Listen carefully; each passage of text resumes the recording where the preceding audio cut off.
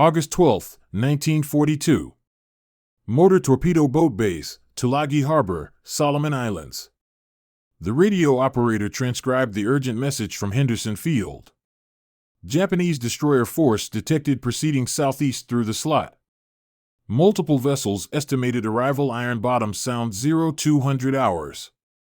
Lieutenant Hugh Robinson, one of the first PT boat commanders to arrive in the Solomon Islands, studied the reconnaissance report. For boats against an unknown number of Japanese destroyers, vessels that had dominated these waters since the war began. What none of them knew was that these 77-foot plywood boats were about to begin a campaign of nocturnal harassment that would force the Imperial Japanese Navy to fundamentally alter their supply operations in the Solomon Islands. The Japanese owned the night waters around Guadalcanal.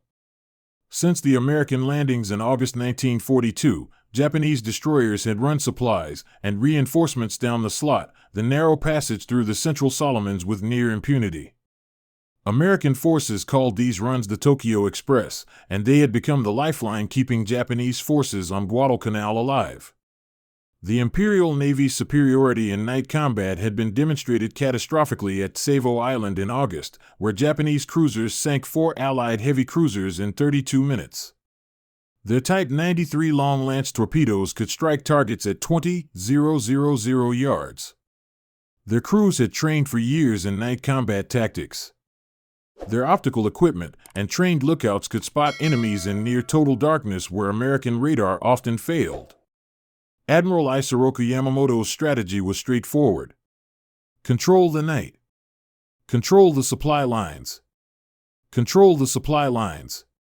Maintain the garrison. The Americans might own the daylight skies with their aircraft from Henderson Field, but darkness belonged to Japan. Without these nocturnal supply runs, the 30,000 Japanese troops on Guadalcanal would starve within weeks. The PT boat represented American industrial ingenuity, pushed to practical limits. Motor Torpedo Boat Squadron 2 had arrived at Tulagi with the first boats in August 1942. Each Elco 77-foot boat displaced just 45 tons. Length 77 feet, beam 20 feet, draft 5 feet, shallow enough to operate where destroyers couldn't follow. Lieutenant Roland Westholm commanded one of the early boats, examining his vessel's armament in the fading light. 2 twin 50-caliber machine gun turrets, 4 21-inch torpedo tubes carrying Mark 8 torpedoes, weapons that suffered from a 50% failure rate due to defective magnetic detonators, and depth running problems. The boats carried no radar initially, relying entirely on eyesight and sound for detection, but the PT boat's primary weapon was speed. 3 Packard 4M25 12-cylinder engines, each generating 350 horsepower. Maximum speed 41 knots in calm seas, though 35 knots was more realistic in combat conditions. Japanese destroyers could manage 35 knots at best. In the confined waters around Guadalcanal, speed meant survival. The hull construction defied traditional shipbuilding. 2 layers of mahogany planking formed a flexible shell that could absorb impacts that would crack steel plates. The entire boat could be built in 2 months at a cost of $263,000.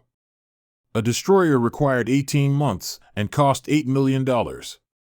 Motor machinists made first-class Eldon Senta had spent 8 months learning every sound the Packard engines could make, a mechanic from Detroit who had worked on the Packard production line before enlisting. Genta could diagnose engine problems by sound alone in complete darkness. These engines are temperamental, Gent explained to new crew members. Wrong fuel mixture, and you lose 200 horsepower. Let them overheat, and you throw a rod, but treat them right, and they'll give you speed when you need it most. Genta had modified the carburetor settings based on Solomon Islands humidity levels. He developed a pre-combat checklist that included warming engines to precise temperatures, adjusting ignition timing for maximum acceleration, and ensuring cooling systems could handle extended high-speed runs. His innovations would keep boats operational when manufacturer specifications said they should have failed.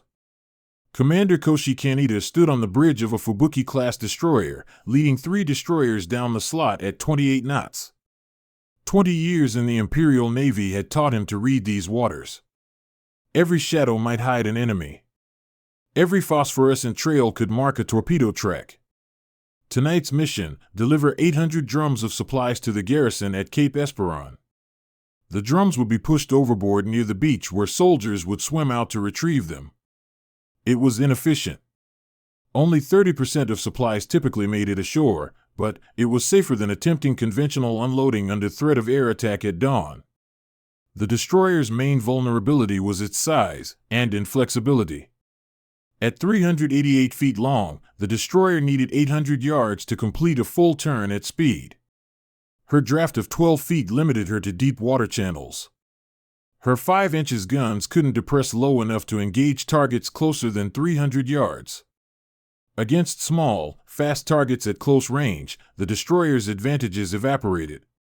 October 13, 1942, 2,330 hours. 4 PT boats from Squadron 2 idled in the shadows of Savo Island, engines muffled, running at minimum RPM to reduce noise and phosphorescent wake. No radio communication, only hand signals and shielded blinker lights. Lieutenant Lester Gamble and PT-48 led the patrol line. The boats spread out at 500Y intervals, watching and listening. Without radar, they relied on what sailors called the Mark I eyeball. Human vision adapted to darkness after hours without artificial light. At 23:47, Lookout spotted shadows against the horizon. 3 destroyers in column formation, making 25 knots toward Cape Esperon. The standard PT boat attack doctrine called for approaching from different angles to split enemy defensive fire, but, with only 4 boats and unreliable torpedoes, Gamble chose concentration. All boats would attack from the destroyer's starboard quarter, fire torpedoes at 500 yards, then scatter at maximum speed. PT-48 led the approach, engines throttled to 1,500 revolutions per minute until reaching 1,000 YD. Then, Gamble pushed the throttles forward. The boat leaped to 35 knots, closing rapidly on the last destroyer in line. At 500 yards, Gamble fired 2 torpedoes, angling them to lead the target by 30 degrees. The Mark 8 torpedoes left visible wakes of bubbles, immediately alerting Japanese lookouts. Gurai, torpedoes. The destroyer's helmsman threw the wheel hard left. Both torpedoes passed astern, missing by less than 20 yards. Star shells burst overhead, illuminating the PT boats in harsh white light. 5-inch guns opened fire, fountain water around PT-48 as Gamble zigzagged violently at full throttle. PT-46 attacked next, closing to 400 yards before firing. 1 torpedo ran erratically and missed. The second suffered detonator failure, bouncing off the destroyer's hull without exploding, a problem that would plague PT boats throughout the war. The boats claimed possible hits, but Japanese records show all destroyers returned safely. However, the attacks forced the destroyers to jettison supplies prematurely with minimal amounts reaching shore. The first indication that PT boats could disrupt supply operations even without sinking ships. The disruption of October 13th convinced Admiral William Halsey to reinforce PT operations. By November 1942, 12 Points boats operated from Tulagi. Additional boats arrived with new tactics developed through hard experience. Intelligence revealed the Tokyo Express schedule. Runs every 3 to 5 nights, weather permitting. 4 to 8 destroyers per run. Route predictable, down the slot around Savo Island to various beaches on Guadalcanal's north coast. Lieutenant Commander Thomas G. Warfield developed new tactical doctrine based on early encounters. PT boats would operate in sections of 3. 1 boat would fire torpedoes while the others created diversions with gunfire. When torpedoes missed, which happened at least 50% of the time, the guns would force destroyers to take evasive action, disrupting their supply drops. Following the surface action, where American cruisers were defeated by Japanese destroyers, PT boats became one element in the broader interdiction effort. While they couldn't match the firepower of destroyers, their harassment tactics forced changes in Japanese operations. PT boats patrolled the approaches to Cape Esperance, attacking supply destroyers when possible.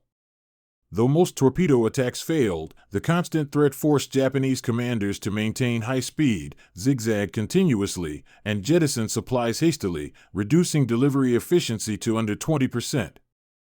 11 Japanese destroyers approached Guadalcanal in the largest supply run to date. PT boats sorted to intercept, but achieved limited success. The boats fired over 30 torpedoes without confirmed hits, illustrating the weapon's reliability problems. However, the psychological impact was significant. Japanese reports noted, enemy motor torpedo boats make operations extremely hazardous. Must maintain constant evasive action. PT-59 achieved one of the few confirmed kills, sinking Japanese submarine the III as it attempted to deliver supplies. This demonstrated PT boats could be effective against slower, less maneuverable targets. Admiral Riso Tanaka, Japan's most skilled destroyer commander, personally led the next supply run, his flagship, the new Akatsuki-class destroyer Terazuki, equipped with the latest fire control systems and rapid-fire guns. 10 additional destroyers accompanied him, 6 carrying supplies and drums. At 23:15, PT boats from Squadron 2 detected the Japanese formation of Cape Esperance. Tanaka had anticipated PT boat attacks, stationing Terazuki as rearguard while supply destroyers moved inshore. PT-37 under Lieutenant Lester Gamble, PT-40 under Lieutenant John Sears, and PT-48 coordinated their approach. This was the tactic they had refined over 2 months of combat. Divide enemy attention, create confusion, exploit opportunities. At 23:23, one or more PT boats, historical accounts vary between PT-37, PT-40, or PT-48, fired torpedoes at Terazuki from approximately 500 yards. At least one Mark 8 torpedo struck Terazuki's port quarter, detonating against the steering compartment. The explosion damaged Terazuki's rudder and propeller shaft, reducing speed to 12 knots. Oil from ruptured fuel tanks caught fire, illuminating the destroyer for miles. Admiral Tanaka was injured in the explosion and temporarily relieved of command for medical treatment. Destroyer Naganami came alongside to evaluate Admiral Tanaka and wounded crew members. The rescue operation took 30 minutes, during which the entire Japanese formation milled in confusion. Supply destroyers jettisoned their drums prematurely. At 0440 on December 12, Terazuki's depth charges detonated from the heat of fires, breaking the destroyer's back. She sank in 800 feet of water, becoming the largest Japanese warship definitively sunk by PT boats during World War II. The sinking of Terazuki marked the peak of PTO anti-destroyer operations. Though PT boats would not sink another Japanese destroyer, their cumulative impact as one element of the broader interdiction campaign was significant. Japanese records revealed the extent of disruption. Motor torpedo boats combined with air attacks and surface forces make night supply operations increasingly untenable. Delivery efficiency reduced below sustainable levels. Admiral Tanaka, after recovering from his injuries, continued to command, but noted the enemy's motor torpedo boats, while rarely achieving hits, force constant evasive action that severely degrades our supply delivery capability. By January 1943, the Tokyo Express shifted to submarine and barge operations, methods even less efficient than destroyer runs. The combination of PT boat harassment, airstrikes, and surface actions had made destroyer operations unsustainable. The PTBO campaign demonstrated that naval warfare had entered a new paradigm where multiple weapon systems working together could neutralize traditional advantages. PT boats alone rarely sank major warships, but, as part of a combined arms approach, they contributed to strategic victory. Production statistics revealed the industrial equation. The United States built 531 points boats during World War II. Each boat required 2 months to build and cost 30 th of a destroyer. Even with high loss rates, 69 boats lost from all causes, they provided cost-effective harassment capability. Training programs at the Motor Torpedo Boat Squadron's Training Center in Melville, Rhode Island, produced over 1,000 officers and 10,000 enlisted men. Each crew required just 8 weeks of training before deployment. By mid-1943, PT boats received, so radar sets allowing detection at 15 miles. The improved Mark 13 torpedo introduced in late 1943 increased reliability significantly. These improvements transformed PT boats into more effective combatants, though their primary role remained harassment and interdiction of smaller vessels. The Imperial Navy attempted various countermeasures with limited success. Destroyer escorts swept ahead of supply formations, but this divided their forces. Float planes dropped flares to illuminate PT boats, but this also revealed destroyer positions. The shift to submarine supply operations proved insufficient. Submarines could carry only 20 tons of supplies compared to 200 tons for destroyers. The garrison required 400 tons daily. Mathematical defeat was inevitable. The development of armored barges for coastal supply runs represented an adaptation to PT boat threats. These slower vessels became the primary targets for PT boats from 1943 onward, where the boats achieved their greatest success against maritime logistics. PT boat service attracted volunteers seeking action. Average age 22 years. Many had never been to sea before training. They learned navigation, mechanics, and combat through intensive preparation and harsh experience. Living conditions were primitive. No heads. Crew used buckets, no galleys, cold rations only. No bunks, sleeping on deck when possible. Tropical diseases infected 80% of crews. Combat stress was intense with all crew exposed during action. Casualty rates reached 33% higher than any other naval service. Yet morale remained high. PT boat sailors knew they were elite volunteers taking extraordinary risks. They developed strong unit cohesion that transcended rank. Lieutenant John F. Kennedy's PT 109 represented both the hazards and heroism of PT boat service. On August 2, 1943, PT 109 collided with destroyer WWII during a confused night action. Kennedy's leadership in saving his crew became legendary.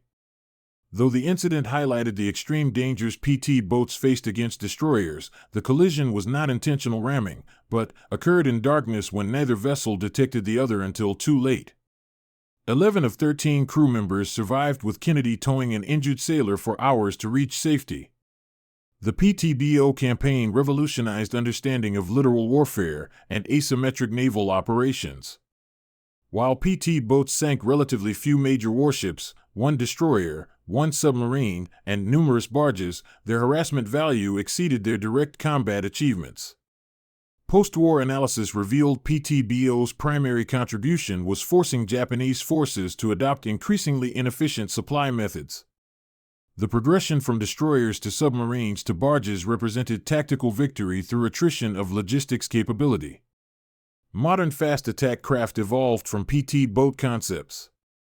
Small fast vessels using speed and surprise to engage larger opponents. The emphasis shifted from torpedoes to guided missiles, but the fundamental principle remained unchanged.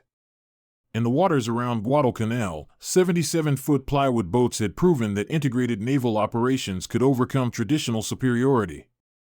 PT boats alone could not defeat the Tokyo Express, but, combined with air power, submarines, and surface forces, they contributed to cumulative attrition that proved decisive.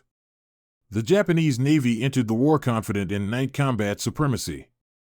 They had not anticipated that American forces would employ multiple interdependent systems, each individually vulnerable, but collectively overwhelming. Commander Tamakihira, who survived multiple PT boat encounters, wrote, "The PT boats taught us that modern war requires adaptation to unconventional threats. They rarely hit US, but they never let us rest." The final accounting was strategically significant despite limited tactical success. One destroyer definitively sunk, Terazuki. One submarine sunk, I-3. Hundreds of supply runs disrupted. Thousands of tons of supplies lost to hasty jettisoning. The cumulative effect contributed to Japanese defeat at Guadalcanal. In Iron Bottom Sound, where so many ships rest on the ocean floor, the Terazuki lies in 800 feet of water, the only major Japanese warship definitively sunk by PT boats. Her wreck, discovered in 2024, serves as a monument to the young men who fought in small wooden boats against steel warships, proving that courage and persistence could influence strategic outcomes even when tactical success remained limited. The Mosquito boats had demonstrated that future naval warfare would require integrated operations, technological adaptation, and recognition that even small combatants could contribute to strategic victory when employed as part of comprehensive campaigns.